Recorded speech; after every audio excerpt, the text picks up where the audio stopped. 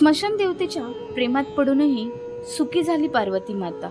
शिव पार्वती सारखा सुखाचा संसार हवा असेल तर नक्की हे गुपित ऐका. वैभव लक्ष्मीचं सुख पायाशी लोळत असताना पार्वतीला स्मशान देवता का आवडला हे न उलगडलेलं कोडच आहे. प्रेम शब्द सांगता येतं कुठं? वैकुंठाचं वैभव सोडून लंकेची पार्वती होणं पसंत केलेल्या माता पार्वतीला महादेवामध्ये काय दिसलं जे तिने क्षणार्धात शिवासोबत संसार थाटला? जाणून घ्या हे गुपित जे तुमचाही संसार करेल शिव पार्वती सारखा सुखाचा. नमस्कार भक्तांनो, संपूर्ण भक्तिमय चॅनलमध्ये आपले स्वागत आहे. जर आपण चॅनलवर नवीन असाल तर चॅनलला नक्की सबस्क्राईब करा. व्हिडिओ शेवटपर्यंत नक्की बघा. भारतीय संस्कृतीत महादेव भगवान शंकर हे अत्यंत पूजनीय आहेत. श्रावण महिन्यात त्यांची भक्ती केल्याने त्यांचा आशीर्वाद मिळतोच असे म्हणतात. भगवान शंकरांना कुमारिका सुद्धा खूप मानतात. अनेक मुली आशा करतात की त्यांना भगवान महादेवासारखा वर मिळावा. याचे कारण म्हणजे भगवान शंकर त्यांच्या वैवाहिक जीवनाच्या कथेमुळे आदर्श पतीचे प्रतीक मानले जातात. देवी पार्वती सोबत त्यांचे विवाह संस्कार, त्यांचे परस्पर प्रेम, आदर आणि त्याग यामुळे त्यांना एक आदर्श पती मानले जाते.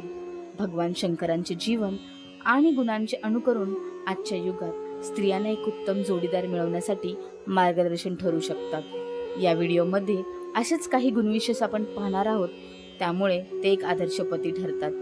समता आणि आदर. शंकर आणि पार्वती यांच्यातील नातं आदर आणि समतेच्या आधारावर बांधलेले होते. शिवांनी पार्वतीला सदैव आपल्या समानतेचा आदर दिला आहे आणि दर्जाही दिला आहे. त्यांनी कधीही पार्वतीच्या विचारांना कमी लेखले नाही किंवा त्यांच्या स्वातंत्र्यावर बंधने लादली नाही. भगवान शंकरांचे हे गुण स्त्रियांच्या आत्मसन्मानाचा आदर करतात. समतेचा आदर करणारा पती स्त्रीला आपल्या स्वातंत्र्य विचाराची अभिव्यक्ती करू शकतो आणि तिच्या प्रगतीला पाठिंबा देऊ शकतो. या गुणांमुळे पती पत्नीमधील नातं अधिक घट्ट आणि संतुलित होते. प्रेम आणि समर्पण. शिव आणि पार्वती यांच्यातील प्रेम अतिशय निरपेक्ष आणि समर्पणाने भरलेले होते. पार्वतीच्या तपस्येची परीक्षा घेण्यास शिवांनी आपले रूप त्यागले आणि भस्मधारी, जटाधारी, डमरूधारी रूप धारण केले. शिवांनी पार्वतीसाठी सर्व सुखाचा त्याग केला आणि सगळे सुख तिच्या पायाशी अर्पण केले. हे समर्पण आणि प्रेमाचे प्रतीक आहे. या गुणांमुळे आजच्या युगातील स्त्रियांनाही आपला पती समर्पित, निस्वार्थी आणि प्रेमळ हवा असा वाटत असतं. शिवांसारखा पती आपल्या जोडीदाराच्या प्रत्येक आव्हानाला सामोरे जाण्यासाठी आणि तिच्या सुखासाठी, हितासाठी तत्पर असतो. संयम आणि क्षमा. शिवांनी नेहमीच संयम आणि क्षमशीलता दाखवली. समुद्र मंथनातून विष प्रकट झाले तेव्हा शिवांनी ते विष प्राशन केले. त्यामुळे त्यांना नीलकंठ ही उपाधी मिळाली. या घटनेने त्यांच्यातील संयम आणि सहनशक्ती दाखवली. तसेच शिवांनी अनेक प्रसंगी आपल्या शत्रूंना क्षमा केली, ज्यामुळे त्यांचा उद्धार मनोवृत्तीचे दर्शन घडते. संयम आणि क्षमशीलता हे गुण पती पत्नीच्या नात्याला स्थिर ठेवण्यास मदत करते. आजच्या काळातही शिवासारखा पती आपल्या जोडीदाराच्या चुकांना समजून घेऊन त्यांना क्षमा देऊ शकतो, ज्यामुळे नात्यात प्रेम वाढते. पाठिंबा आणि सल्ला. शिव आणि पार्वती यांच्यातील संवाद नेहमीच एकमेकांच्या सल्लासंमतीवरच आधारित होते.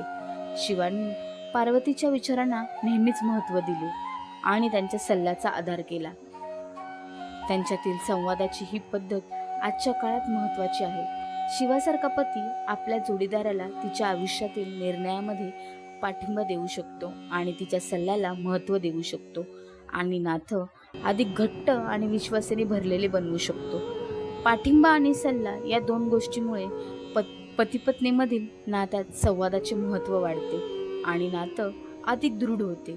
साधेपणा आणि सौजन्य. जीवन हे साधेपणाचे प्रतीक आहे. त्यांची वेशभूषा, राहणीमान आणि जीवनशैली हे साधेपणाचे आदर्शचे उदाहरण आहे.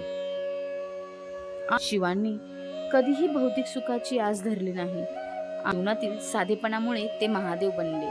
आजच्या युगातील शिवासारखा पती आपल्या जीवनात साधेपणा आणू शकतो. साधेपणामुळे पती पत्नीमधील नात्यात सौजन्य, आदर आणि प्रेम यांची भर पडते.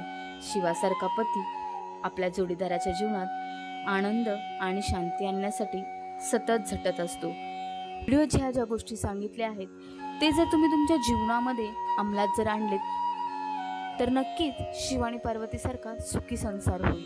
आजचा व्हिडिओ कसा वाटला कमेंटमध्ये हर हर महादेव लिहून नक्की कळवा. धन्यवाद.